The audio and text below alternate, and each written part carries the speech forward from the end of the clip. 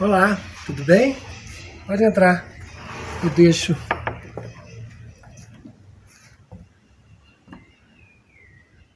Oi, eu sou Jorge K. Fonseca, sou mineiro de Conselheiro Lafayette e moro em Ouro Preto há 13 anos. Sou artista visual e meu trabalho, apesar de eu lidar com ele com várias práticas artesanais e uma profusão de materiais, né, de várias sortes, como tecidos, plásticos, ferro, madeira, fogo e plásticos e tudo mais, ele tem uma característica que para mim é o mais fundamental, que é o conteúdo dele, né, que é o corpo retórico dele, né, onde eu utilizo esses materiais para contar histórias, né? Basicamente essas histórias que eu gosto de contar, elas têm relação com a vida da gente, com os nossos sentimentos, as nossas reações, nossos dramas, né? E como se fosse assim um pequeno documentário do cotidiano, né? Eu acho que minha obra, ela se enquadra, hoje eu vejo isso, depois de tantos anos, né, que são 25 anos de carreira, eu acho que a minha obra ela se enquadra dentro de um contexto moralista. Não esse moralismo do lugar comum, né, da pessoa que quer ditar regras. Não, o moralismo no conceito filosófico. O que é, na filosofia, o moralista é aquele que tem um certo e até um profundo conhecimento da natureza humana. E é esse exercício que eu venho fazendo com o meu trabalho, sabe? Eu venho esmiuçando esses sentimentos, essas questões relativas às nossas vivências e traduzo isso em obras, né? Às vezes momentos alegres, às vezes dramáticos, tristes, às vezes violentos, às vezes irônicos, mas sem julgar. Meu papel é contar. Eu gosto muito de citar Câmara Cascudo. Eu não invento, eu conto, né, histórias dos seres humanos com suas fraquezas e, acima de tudo, né, essa força que nos move em busca dessa tal felicidade, né? Que a gente tem que acordar todo dia e ir ao encontro dela. Passo que a infelicidade você não precisa correr atrás dela, né? Ela já vem atrás de você, né? As minhas influências, é lógico que rememoro histórias da minha infância.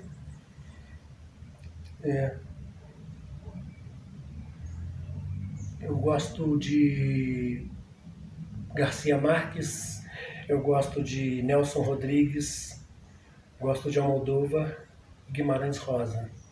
Eu acho que minha obra transita muito no universo desses artistas, porque eles dão conta também desse material que eu gosto de pesquisar, que é a natureza humana, assim, né? Que é a gente como essência.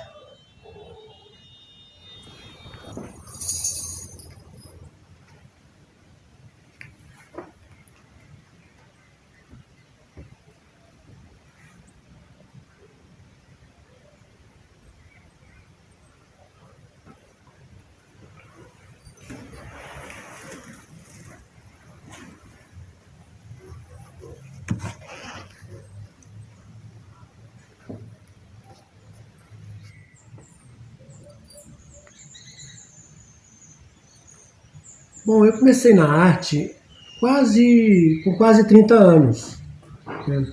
Eu, na ocasião, eu era maquinista de trem. Eu havia passado antes pela marcenaria também e tal. E o que me chamou a atenção para o mundo da arte foi lá na marcenaria. eu comecei a tomar gosto pelos processos construtivos, né, de um móvel, de uma peça assim. Isso já me, de certa maneira, já me atiçou essa capacidade de agregar materiais e trabalhar com formas e tudo mais, né? E uma coisa muito interessante, que na época da marcenaria, eu folheava as revistas de decoração que estavam lá e eu gostava mais das obras de arte que estavam nos ambientes do que propriamente dos móveis. Aquilo me chamava muita atenção, né? E aí eu aproveitava, depois depois na ferrovia, como eu viajava muito para Belo Horizonte, e nos momentos de folga eu ia para o centro da cidade, andar, bater perna e tudo, e comecei a frequentar exposições de arte. E um belo dia eu estava tendo o Palácio das Artes e eu cismei, eu falei assim, eu vou ser artista também. E aí começou essa coisa de como, né? Como ser artista, o que fazer, né? Que tipo de trabalho que eu poderia fazer e apresentar para o mundo, uma vez que eu não tinha formação artística nenhuma, né? Na verdade, né? E foi aí que eu tive, acho que foi uma sacada, assim, que eu falei que ia pegar o baú da minha memória, assim, porque eu tive a sorte de crescer numa cidade do interior com muitas. Então, assim, aí daí, a partir daí surgiu a primeira questão, né, que eu precisava resolver. Eu desejava ser artista, mas fazer o quê? O que eu poderia fazer para apresentar ao mundo, né? Uma vez que eu não tinha formação nenhuma na área, né? Pelo menos achava que não, né? Eu tive a sorte de crescer numa cidade do interior de Minas com muitos acontecimentos interessantes. E aí isso me deu a seguinte sacada: eu vou pegar o baú da minha memória. Tudo que eu vivi lá atrás, vai servir de material para eu começar a esboçar alguma coisa, né? Na minha cidade, que é Lafayette, tinham muitos artesãos, costureiras, festas folclóricas, acontecimentos inusitados, porque eu morava num bairro que tinha uma zona de baixo meretrício, né? E toda uma rua era de barracões assim que serviam para a zona. E a minha tia costurava para essas mulheres da zona. Isso lá na infância, eu me lembro que eu ficava no salão de costura dela, vendo todo aquele movimento, e já gostava daqueles panos, daquelas linhas no chão, onde eu até ficava fazendo desenhos ali, brincando com aquilo, né? É engraçado que hoje é o que eu faço isso com o meu trabalho. E as histórias que foram surgindo ali daquelas mulheres que frequentavam o salão de costura da minha tia.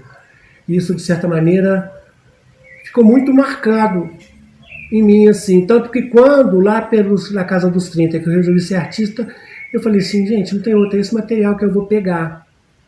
Então eu tive essa intuição muito forte e comecei a trabalhar isso. Comecei bordando, contando histórias, escrevendo textos nos tecidos, né? Muito me encorajou a bordar também, porque eu tinha pouquíssimo tempo livre como maquinista de trem. Aí eu levava para o trem as linhas e agulhas e tecidos, e nas paradas eu bordava, começava a compor assim, as peças para chegar em casa e montar os meus primeiros trabalhos, assim. E isso foi muito forte para mim, eu tenho isso como marcante na minha formação de artista, porque duas coisas. Me deu apreço pela artesania e me fez buscar desenvolver a minha capacidade de lidar com todos esses materiais. E o principal, aguçou em mim o interesse pelas questões da natureza humana, sabe? Pelos nossos comportamentos, pelos acontecimentos cotidianos, assim, que às vezes parecem banais, mas que revelam muito do que a gente é, do que a gente pensa e o que a gente vive nesse mundo, né? Me fez também desenvolver uma profunda compreensão acerca das nossas fraquezas também.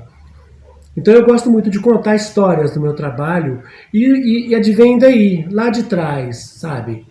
Eu estou sempre com um olhar assim aguçado quando acontece alguma coisa ao meu lado. Às vezes eu posso estar num bar assim, tem uma conversa, às vezes uma frase que surge já me provoca e na minha cabeça roda assim um pequeno documentário assim daquela historinha. Eu mesmo desenvolvo ela e vou traduzir aquilo em obra mais à frente. Esse é o de fora. De fora. De fora, o problema é a disposição.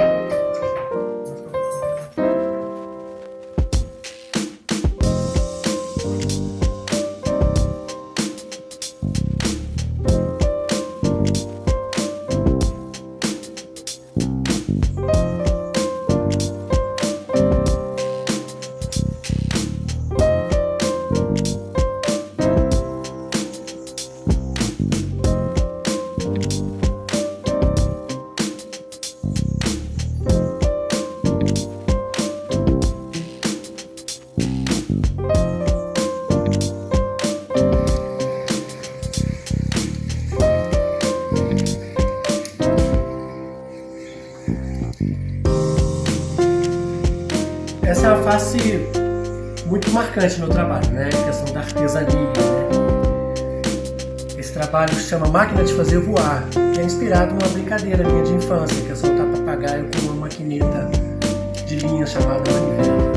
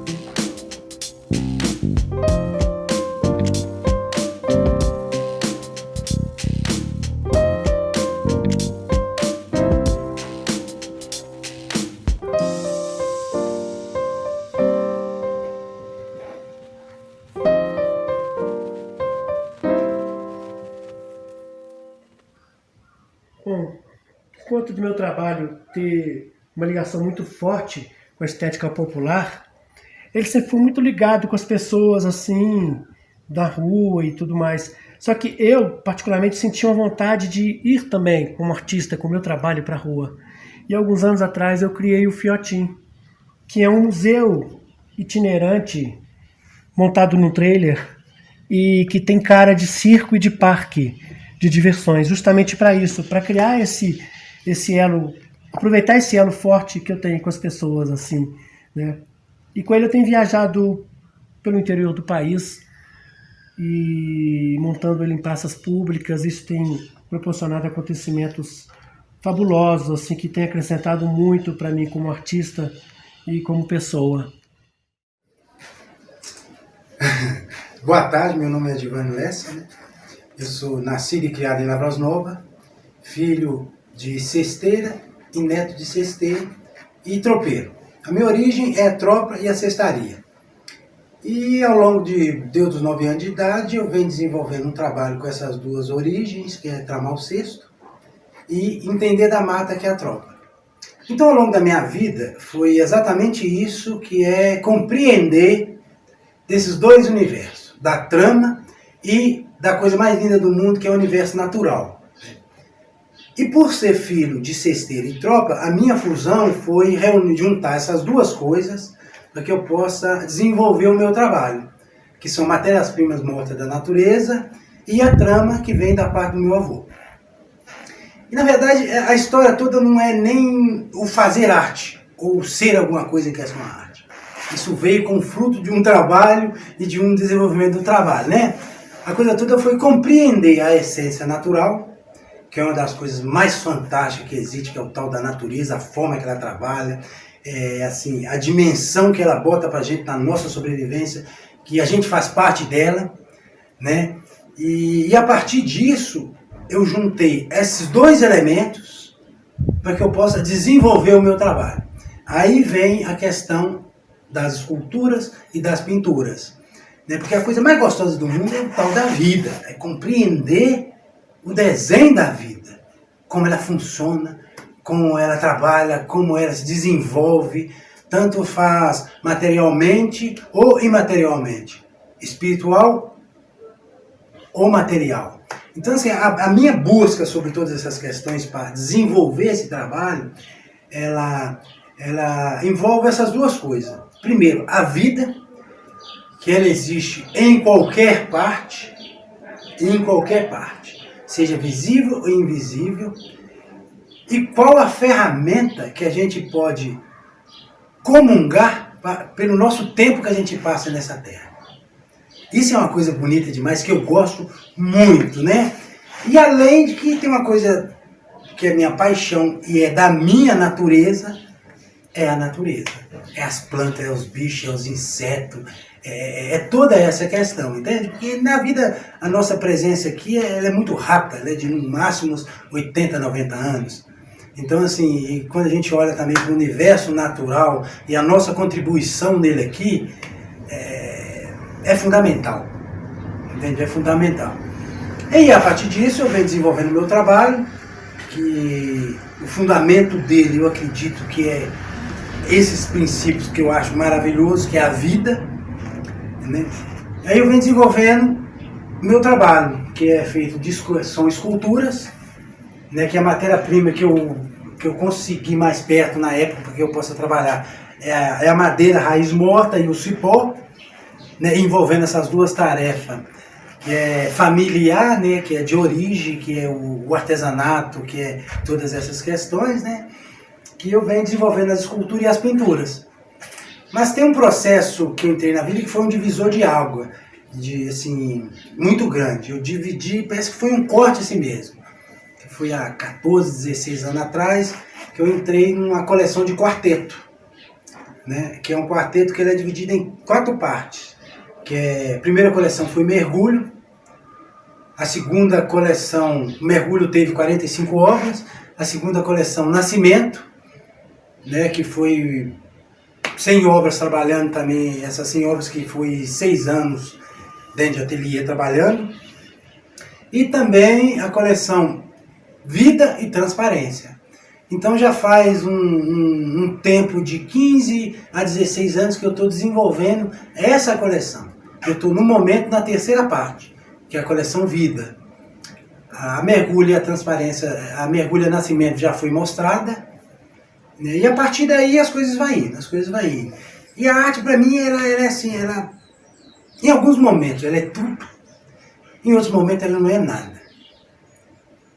E em várias maneiras ela se resume numa simples coisa que chama-se trabalho e entrega. E a criação que encontra a gente trabalhando, no movimento, né? E é isso.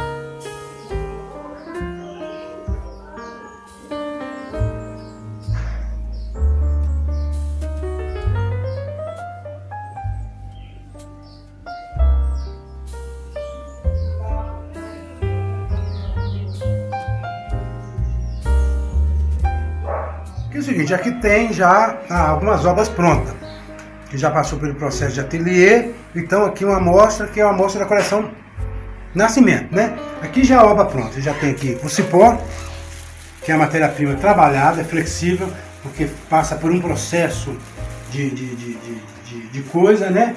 E aqui são as raízes, que já está montada e é transformada numa obra, né? Aqui. É uma obra. São dois elementos ou mais que se juntam para transformar numa escultura. Além de arte, que é a minha paixão, que aqui em tem uma boa parte da minha vida, tem outras coisas que eu gosto também, que é arquitetura, que é construir casa, e de barro e pau.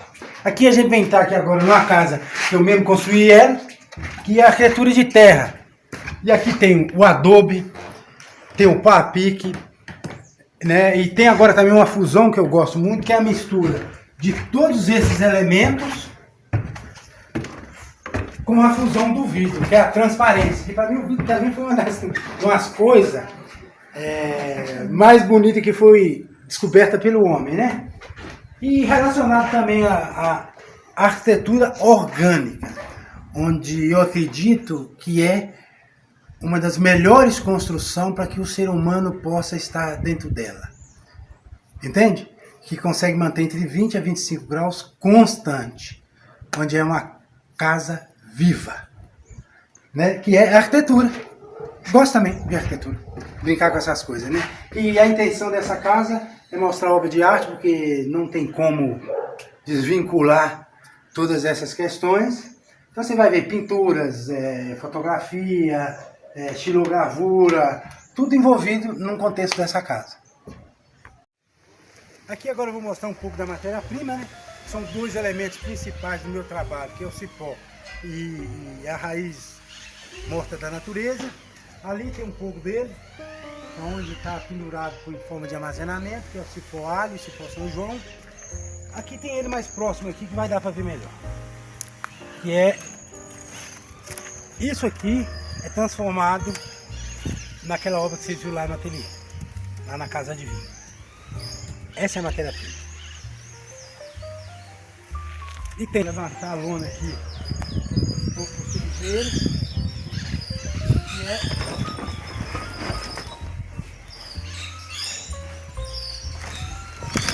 que é tudo matéria-prima para trabalhar. Eu não tenho a intenção de ser criador de nada, não. Não é essa a minha intenção. Acho que nunca vai ser. É simplesmente uma compreensão do que já existe e ela me permite com que eu possa desenvolver qualquer outra coisa a mais.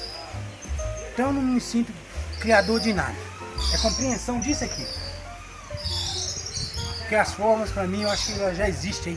Já tem forma bonita demais para que a gente possa olhar para ela de outra maneira, né? Conduzir ela de outra forma, com outro sentido. E tudo isso aqui tem vida, tá tudo vibrando. Tudo tem micro-organismos, átomos. Tá tudo aqui, ó. O que tem no nosso corpo tem aqui. Tudo. Não me sinto diferente disso. Pelo contrário, cada vez mais eu estou aproximando disso, porque o tempo passa para todo mundo, né? Então assim, vamos aproveitar bem o tempo.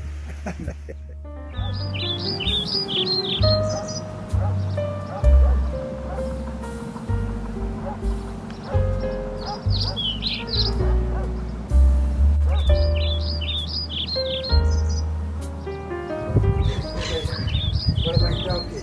Revista. Entendeu? A nossa aqui, cara. Nossa, que Nossa, é.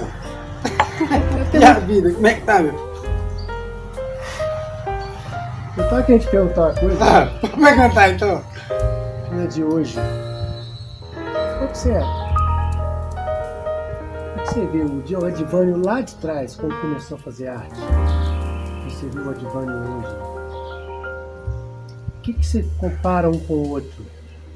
Aquele Adivânio menino que começou lá e veio caminhando, e veio fazendo, e hoje você já tem uma obra construída, não é em construção, mas tem toda uma obra sendo realizada. Como é que você se vê hoje?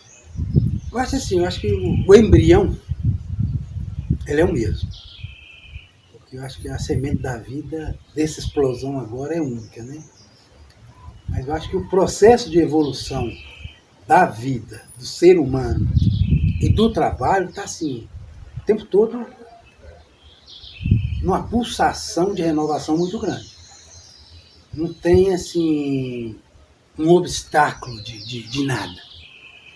Tem uma sede de compreensão humana, eu acho que é um ponto maravilhoso, de uma compreensão natural, e tentar descobrir uma melhor maneira desse tempo que a gente passa nesse planeta.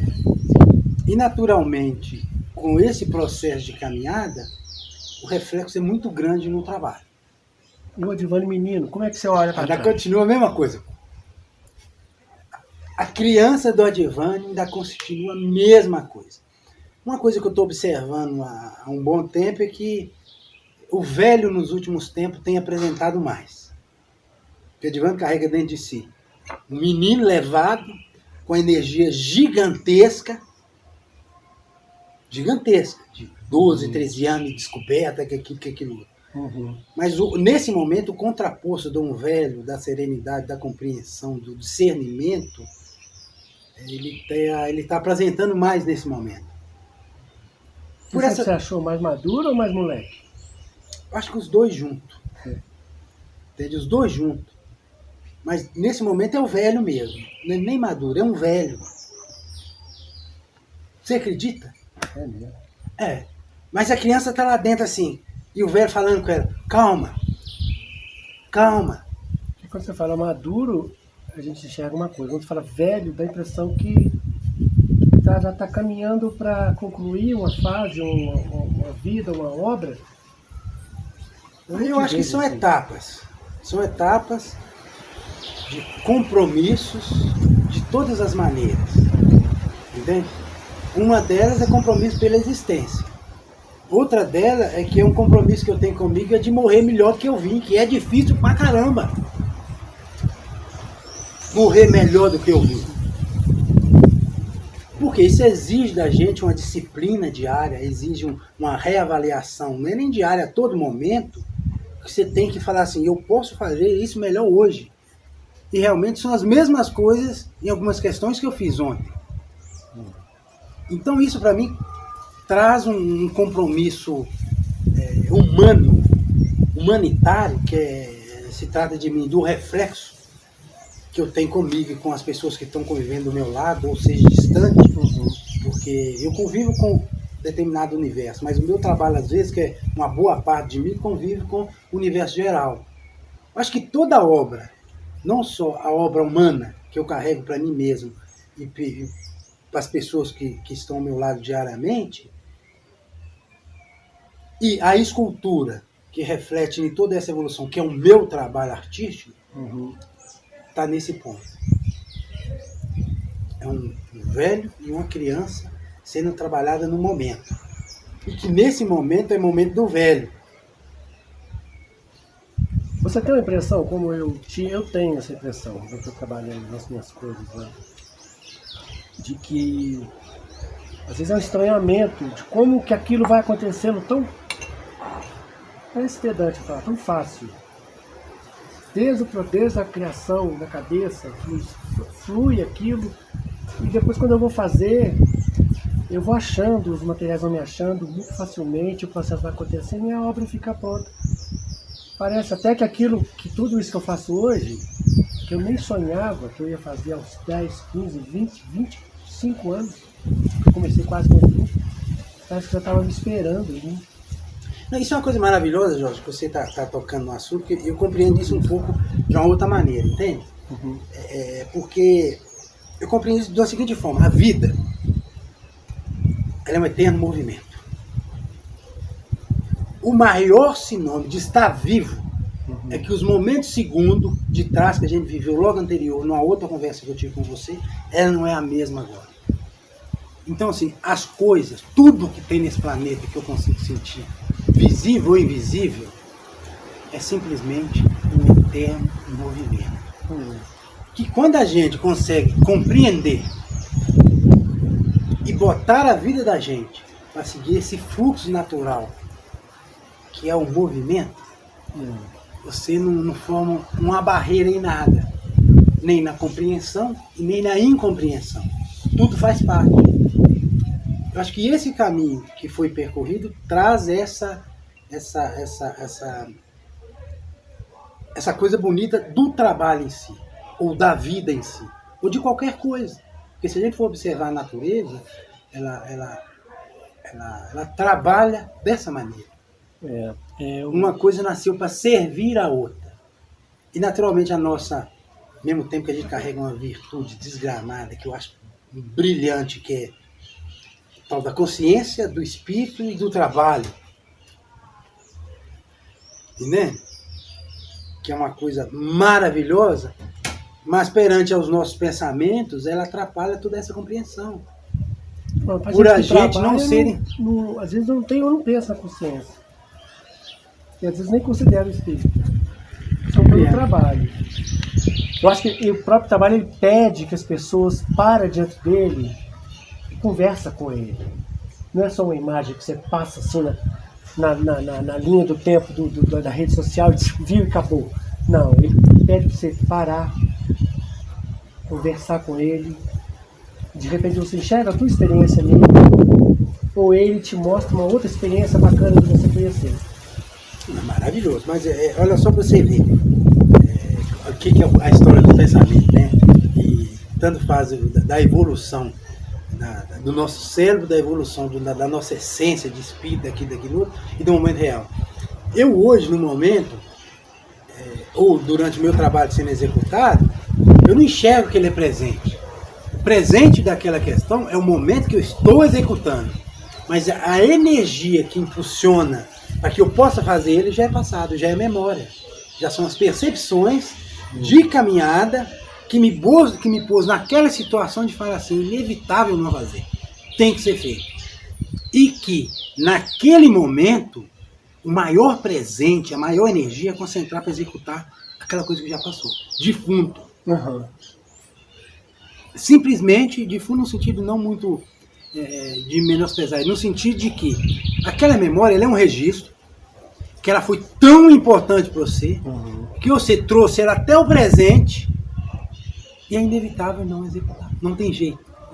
E que naturalmente ela, quando você vai exercitando, ela vai te trazendo outras informações, outras sensações, outras pulsações que geram o próximo trabalho. E que gera o próximo trabalho. É um fundo inesgotável. Quando você bota essa questão que é mais cabulosa do presente, do passado, do presente ou do futuro, que é uma sede que não tem fim. E eu acho que ela se embola. Por quê? A raiz não separa da cabeça da árvore. Como é que pode, em algumas questões de discurso, de coisas de pensamento, que eles falam assim, passado é passado, como que as folhas têm tão importância para a formação de tudo que existe nesse universo para que a árvore possa existir? As folhas, que geram os micro-organismos, que geram um montão de outras possibilidades, que fertilizam o solo. Então eu acho que tudo nesse contexto todo é um só. Que quando você separa as partículas de tudo bem. As partículas existem porque tem que existir partículas para se formarem partículas. Tanto faz na arte, em todas as questões. Mas eu acho que a importância de compreender o conjunto todo, seja o que está acontecendo agora. Você está diante de uma explosão do IP. Mas, para aquela planta ter energia para explodir aqueles bilhões de flores ao mesmo tempo, a quantidade de energia que ela teve que trazer de algum lugar, de concentrar e de soltar. E que dentro de 2 dias ela já caiu. Você pensa nisso quando está fazendo o seu trabalho? Eu penso em um montão de coisa o tempo todo. E tento fazer com que isso possa estar mais compreensível dentro da minha cabeça. Que a minha sede, assim, ela não é nem de arte. A minha sede é da compreensão dessa pipoca e dessa energia que faz tudo isso trabalhar. E que eu te perguntar, o que você quer com o seu trabalho? Eu não quero nada. Nada com o meu trabalho. Eu quero você eu quero e as pessoas que veem o seu trabalho. Eu não quero nada, Jô. Nesse momento eu não estou querendo nada. Ela que se vira com ela. Por que você faz isso? faço ele porque eu preciso fazer. Que eu já doei para o universo. Ela me pertence só durante eu estar comigo. Eu executando ela. E mesmo assim ela não me pertence, porque a partir do momento que eu pensei, senti, eu soltei para o universo. Então eu acho que é um conjunto todo. Você tocou Ninguém consegue trabalhar sozinho. Eu acho que não. Eu tenho pensado muito nisso, a coisa de a gente colocar função na arte, sabe? Eu também tenho visto, assim, de um tempo pra cá, eu descobri, ou então eu realmente enxerguei de verdade. Que eu faço isso é pra mim. É por mim. Se vai atender uma outra pessoa, se vai, sabe? Que ótimo. Não é uma questão egoísta, não. É porque eu não sei fazer outra coisa na vida. Tão Entendi. bacana, com tanta Eu acho paz legal. de espírito e com tanta Gostoso. disposição quanto eu faço isso. Então, lógico, se eu não me fizesse bem, eu não faria. Agora, Mas que é uma bom coisa tão quando- doida que quando você trouxe. alcança alguém. Mas assim, o que eu não quero mais é colocar o peso em cima da minha arte. Uma missão para ela. Você tem que consertar o mundo. Você tem que consertar as pessoas. Não. Ela pode. Não que ela não possa fazer isso, entende?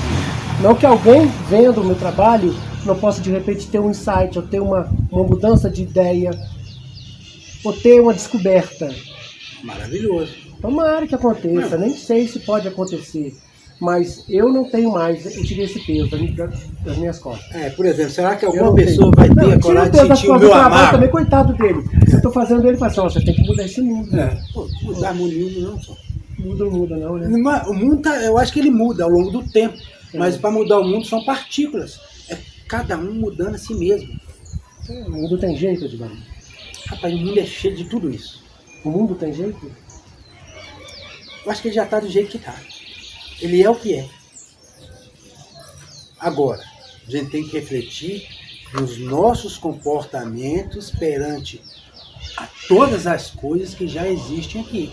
Porque todo mundo tem o seu direito de viver. O nosso comportamento com outro ser humano, o nosso comportamento no habitat natural, o nosso comportamento espiritual. Então, esse é um compromisso, por exemplo, que eu não assumo não com o outro. Todas as coisas na minha vida eu assumo comigo mesmo.